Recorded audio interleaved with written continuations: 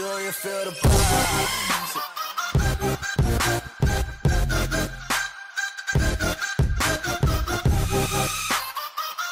What's up, everybody? Big Will, K-Pop for Life, coming back at ya. And as I sit here groping through the darkness for something interesting to talk about, because K-Pop has been in a lull as of today, which is, fuck is it, 10/9/2018, so October 9th. I was like, you know what? I want to know what's coming out the rest of this month, because I haven't really looked besides a few things. So we're gonna cover not everything, because that'd be really long. There's a lot of shit coming out in October. But I'm going to talk about the songs and stuff that are going to drop this month that I actually give a shit about, and we'll briefly mention the other ones that I don't care about. So let me just rattle off a list really quick of the ones that I don't care about with their dates. October 1st, Icon. October 2nd, Mar. October 3rd, Soulbeat. October 4th, So You, Yuri, and Rose. Although I did watch So You and Yuri's videos, and they were both kind of meh. I posted the So You reaction, I did not post the Yuri one yet, but I mean, they were okay. They were great. So, yeah. Continue. October 6th is 7 o'clock. October 8th was Super Junior, which I didn't watch. October 18th is Lee Hyungi. Who the fuck that is, I have no idea. But now, covering the list of artists that I actually care about that will be coming back in October. On October 11th, there's actually 2 artists coming back that I'm interested in. You got Wiki Miki, which is going to be fire.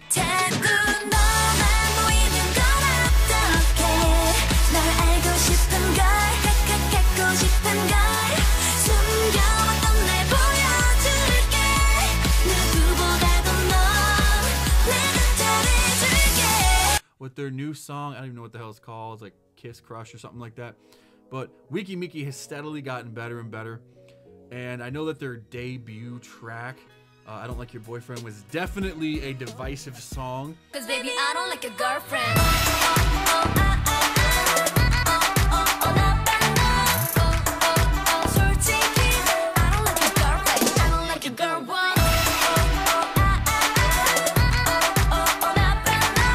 Either you loved it or you hated it. I hated it at first, and I grew to love it. Their last comeback, boy, that was my song. It's still my song. I still listen to it. It's the hotness.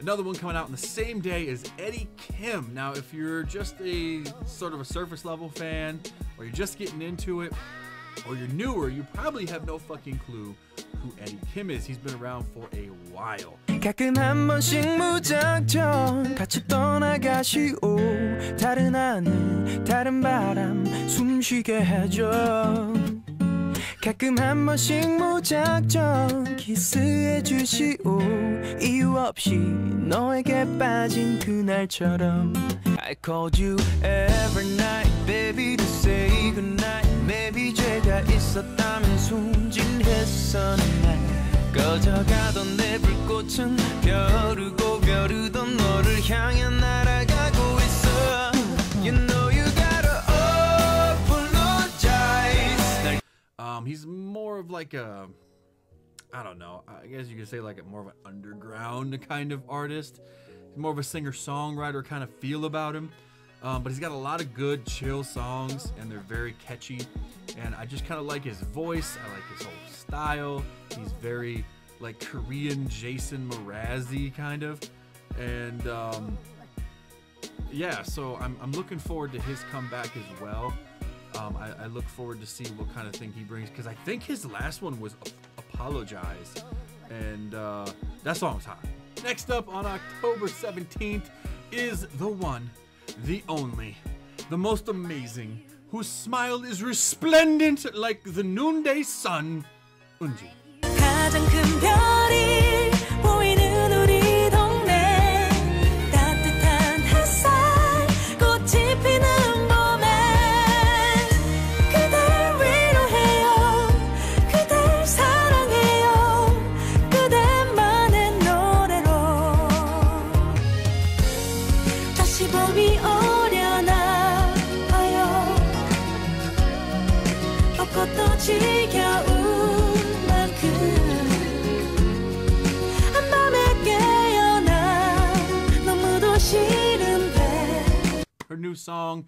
I don't actually know the name of it. I have avoided as much as I can, teaser, spoiler, photo-wise, and everything. So I want to be completely surprised by whatever the hell it is. I know obviously it's an Eunji solo, so it's probably going to be like super chill and like OST sounding, but I don't care. I love her voice. She's ethereal and I love her. So I'm very, very excited for that, because hopefully Sky, which was like her first solo thing, was one of her first solos, was one of my all-time favorite K-pop songs. I absolutely adore and love that song. A couple other songs that she dropped off of her album that I can't remember the names of right now. It's been so long, but probably just look, I guess. Nope, it's all in. But she has a ton of good songs off of all of her albums as well. So I will most likely be purchasing the album, assuming I have money to do so. Otherwise, I may have to tactically acquire it. October 29th, IZ*ONE or iZone. I don't really know how the fuck they're pronouncing it. I did not watch any of the new Produce 48. I just kept. I got too late in the season, and I didn't want to. I'll play catch up later. I haven't had time. But if you haven't watched this channel before, massive IOI fan. Produce 101 was my shit. I did not like 101, did not care. I'm a girl group guy for the most part, but I loved IOI.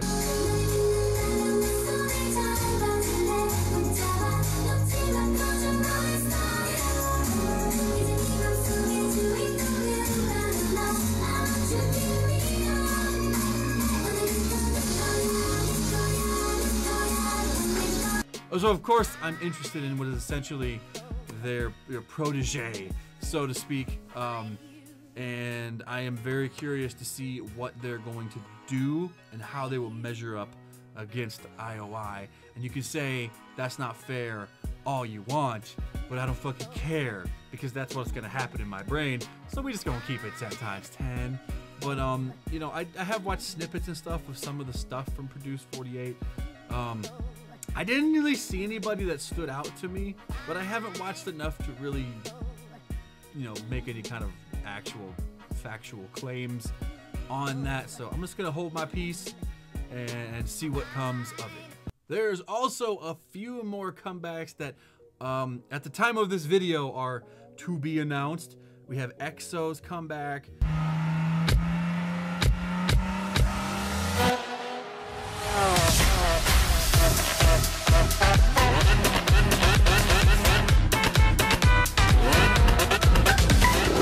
We got IU's comeback. LOCARD 이선 넘으면 침범이야 beep 매너는 여기까지 is my please skip the la. We got Fromis 9's comeback.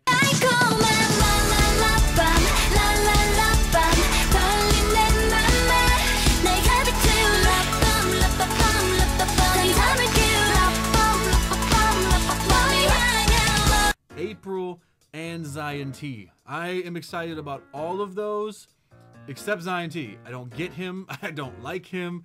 And I know he's big over there, but I don't understand his thing. I don't like his style. I don't like his flow. If you do, cool. Not my thing. Could give a crap about it. But EXO, come on. EXO it's fucking EXO. I love EXO. I cannot wait until they come back. EXO is one of the best ways to introduce new K-pop fans to K-pop, and you can bring them all the way back to old school EXO, and they'll still usually love it because EXO is just so fucking good. I have absolutely no clue what this one's gonna sound like, and I don't even know if it's gonna come out in October. I bet it will. I bet it will, or it'll be like early November. Either way, it's gonna crush. I've lost a little bit of faith in my guys, because if you've seen some of my other videos, I fucking hated Power, and Coco Bop was very meh. So, you know, obviously, a couple, they can't all be big hits, right? Not everybody's, you're not gonna like everything. But I'm still super excited for them. I love EXO. I fucking love EXO. I'm gonna say it again. I love EXO. IU's always interesting because she's like beloved in South Korea. Like she's royalty over there. I don't understand it personally. I like a couple of her songs. I just don't get it. You know, it's not my thing. To me, she's overrated. I know that pisses people off, but she's a little overrated. I'm not really looking forward to like the comeback is like, you know, I'm super hyped or anything, but sometimes she has like decent music, or sometimes she comes back and collabs with like G-Dragon and stuff, and they're interesting, you know, good songs. So I'm curious to see what she comes back with. She does often change up her style and the overall concept in a way that suits her, where it's not like a massive change, but yeah, I'm interested. I mean, there's still a certain air when she has a comeback because she is so big and well respected. You can't help but be somewhat anticipatory over her comeback. Fromis 9. Fromis 9 has grown on me a lot. I really like Fromis 9. There's a lot of potential there. I hope that they come back with a little bit more of a mature concept. I like the cute concepts. I like the innocent concepts. And if you're new to the channel, yes, it is cringy that I like those things. We ain't pretending none of that bullshit that is not here. But I really like those things, but I feel like a lot of their members could stand out and shine more and a little bit more of a mature concept. I'm not talking about like slutty. I'm not talking about like over sexy. I'm just talking about maybe like a girl crush. Maybe something like a toned down girl crush. Just something so they could do a slightly different style of music. Because a lot of the times they remind me a little bit of like the Lovelies, of like early Momoland stuff. And when Momoland switched up and changed their style a little bit, they exploded. So obviously the song from Momoland helped too with Boom Boom, but I really want to see what Fromis 9 has to offer. I think they're potentially one of the girl groups of the future, and there's a lot of possibilities that could occur with them. So I'm really curious to see what happens. And then April. April is one of these grossly overlooked groups. For some reason, people just don't care about them. They have a small but loyal fan base, but when they have comebacks, when they do live stages, I don't think they've won any like show champions or anything like that. They just sort of get overlooked in the fray of like all the other groups out there. And I would have actually considered like them, and like they're in there like with G-Friend as like some sort of almost like a spiritual successor to A-Pink. Obviously G-Friend is that for sure, but April has the potential to be that. They kind of have the same vibe, the same qualities, the same je ne sais quoi, but they just haven't had that big hit yet. And I feel bad for them too, I'm not gonna lie. Like, they're such a broke group, and I think the record label's so broke that in their last comeback, they were all wearing like blue dresses with these like blue heels that like popped.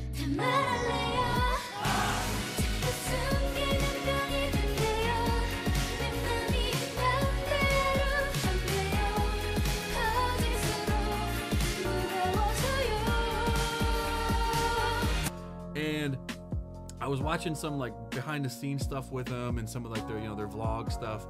And it turns out they actually, to save money, they like painted their white shoes blue.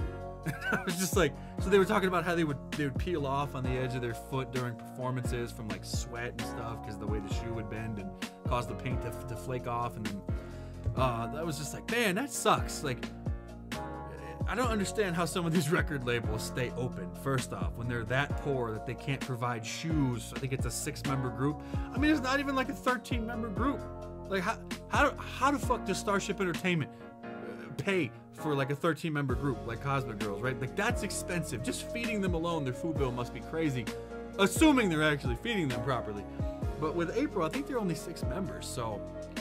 And I don't know, I can't remember the record label they're from, but I don't think they have anybody else. If they do, not anybody else of real note yet. But how can you not have enough money to like buy them shoes? You go to the fucking discount section somewhere and buy them some shoes. Whatever. It's dumb, but I think that it's time for them to step out of the shadows of everybody else. And I hope that they change their style up a little bit to maybe give them that edge, because they've been kind of resting on that same thing for a while. And while it's kept them somewhat steady and slowly growing, they haven't made the kind of progress that they need to. They kind of they're starting to remind me of Very Good. And if you don't know who Very Good is, Very Good has had a lot of issues with members and member changes. And now they've got sort of a more established member line finally. But their early hits were really good.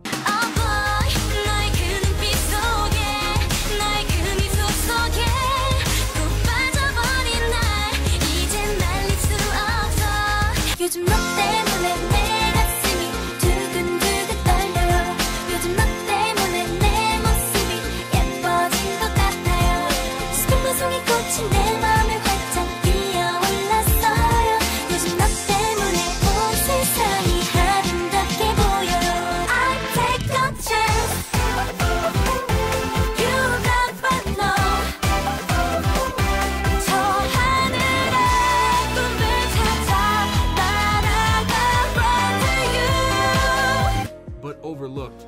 And then they had a song called Don't Believe, which was amazing and should have blown them up. It was fucking phenomenal.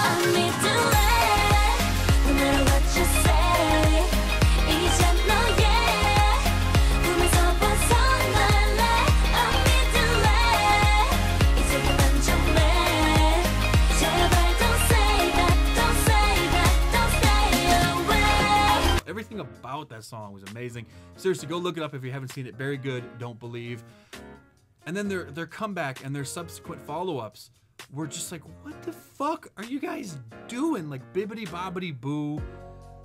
Whether you like the song or not, in terms of overall quality and sound, they were nowhere near Don't Believe. And it really hurt Very Good. And I don't really understand, again, what the record label's thoughts were in that direction they took, but they remind me of that's who April reminds me of. So much potential. The girls all have great personalities. They all have a lot of talent. There's a lot of good singers. There's a lot of good visuals, but they're just mismanaged, and it sucks. I hate it. It's really annoying. You know, both your record labels, hit me up. I'll fix your groups. I'll fly out to South Korea. And I'll do the damn thing. So really, that's it. Yeah, there's, like I said, there's a bunch of other ones that I read off that I don't care about, but those are the ones that I care about.